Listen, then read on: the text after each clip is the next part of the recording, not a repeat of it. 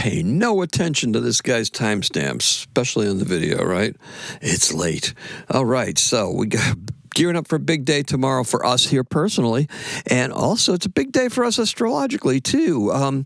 We've got a little bit of action. We got a lull in the action today. It's not quite a lull, but we've got some stuff happening, all right? Our moon is going to be void of course. So that's our moon in Taurus, and it's going to be void of course at 1:18 in the morning. What does this mean for you, and what are you going to learn from it? Welcome to daily-astrocat.com. I'm your host, Shane, and this is where we discuss all things astrological. Here we go. We start off with a bell, and then we're going to start off with our usual introduction, and we like that part, right? We got some chimes for you. We've got a purr from Stella herself. Used to sit right next to me all the time, right? And now we have our last Bella, and here we go. So let's talk about this. Tuesday, and the moon is void of course at 1:18 in the morning. It will enter Gemini at 2:34, also in the morning. There we go. So today we're going to find a voice. Oh, moon in Gemini. That's big voices. That's not pleasant singing voices like a Taurus, right? That's more like yakety, yakety, yak, yak, yak. That's that kind of voice. Okay. So, what do we got going on here? Well, let's talk about this because, look, we're going to find, it's been elusive, right? Our voice, we've been kind of like sparing. We've been like, no, not really. I'm not going to talk that much. Now we have Mercury in Aries, and it's going to strike a little bit more of a different tone than the voice that we've used before. There's a Pluto-Mars opposition that's forming the sides of kind of like a broad cradle pattern. Now, this is not a... This has got a pretty generous orb to it if you wanted to give a cradle between Mars and... actually, the problem area is Mars and Uranus because they're about 7 degrees apart, and that's a pretty big orb, especially for an outer planet. We give about a 7-degree orb, a 7 to 10 degree orb for the luminaries. Your personal planets can get like a 5-degree orb. A 7-degree orb is pretty generous. That once again though, there's no lines in the sky, and there's no real guidelines, so to speak, of, as far as where they should go. But that orb is kind of like a little bit bigger. Now, that cradle is kind of interesting because basically what it really highlights, though, is it highlights that cross pattern, the T-square pattern that's forming, and then the grand cross that's also there. And opposite that whole cradle thing and that apparatus is Dark Moon Lilith, who is with Haumea. Now, what is Dark Moon Lilith, guys? It's a point. It's a point in the sky, all right? It's a point in the orbit. It's an orbital point for the moon. There's 3 ways of calculating it, and basically it's like the furthest distance it is from the Earth, and there's a certain point where it's at. It kind of follows the nodes, if you notice, and we're going to get into that a little bit more. Maybe we'll do a separate video on that, right? The exact calculations and stuff. We tend to use the middle of the road one, and that's the one that just shows up on the charts. And we're not going to go crazy trying to figure out where that true Lilith is, or Dark Moon Lilith, or core Lilith, or mean Lilith, meaning an average of all of them. Not mean Lilith, although, some people would think that Lilith might be mean, mother of demons and stuff like that. But that's just because she got a bad rap, right? Wouldn't take Adam's advice, wouldn't listen to Adam. Not your servant, I'm here to be with you, not made from your side. I'm your equal, your co-equal, right? Now, what is Lilith? Lilith is those desires. Lilith is a drive. Lilith is independence, right? But it's a very independent, very, very independent. It's a female sign, and that's why patriarchy doesn't like it very much, right? It's sitting out there. It's opposite the sun. It's opposite the moon, where that conjunction took place, right? Now, the moon's already moved on. The moon's almost in Gemini, but the sun's still sitting right there, right at those degree points, pretty much where that new moon occurred.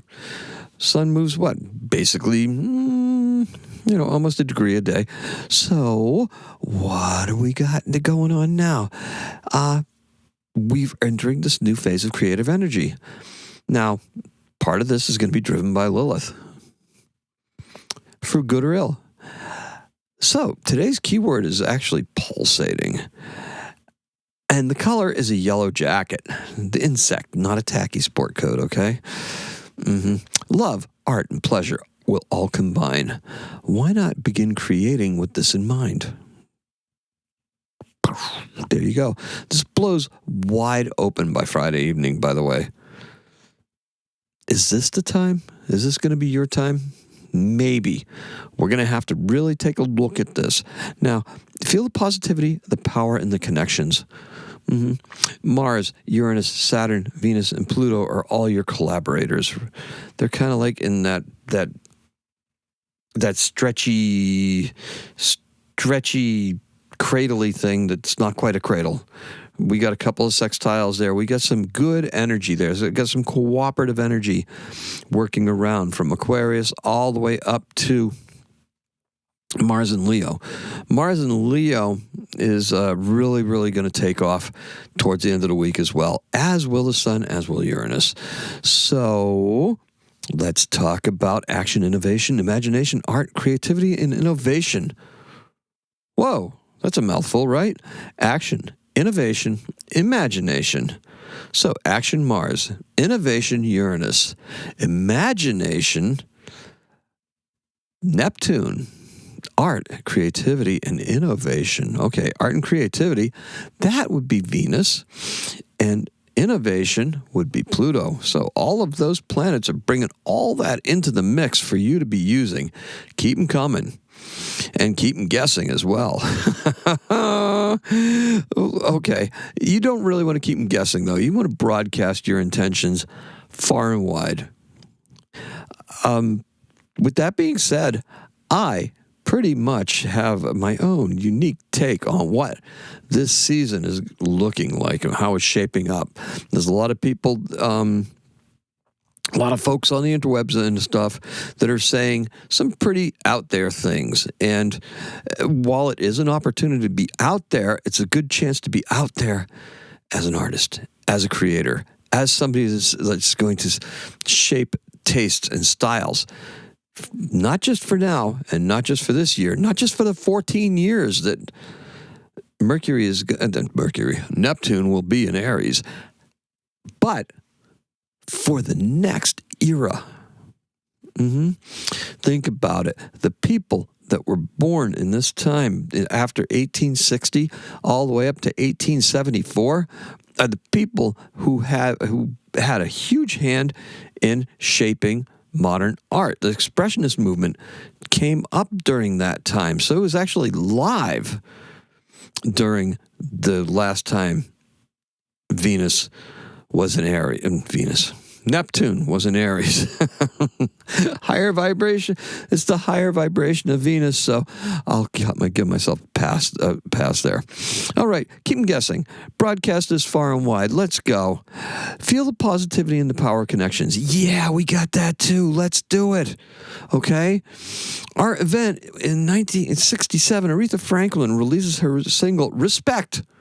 R-E-S-P-E-C-T, written by Otis Redding. And it's the Billboard Song of the Year for 1967. And in 1933, Carrie gave me a guessing one, right? Oh, let's see, an American country singer-songwriter. He's born in Abbott, Texas, and he did a little song called Crazy and On the Road Again. We must be talking about Willie Nelson. That's who we're talking about. Happy birthday, Willie. Hats off to you. All right, so that's what we got for you.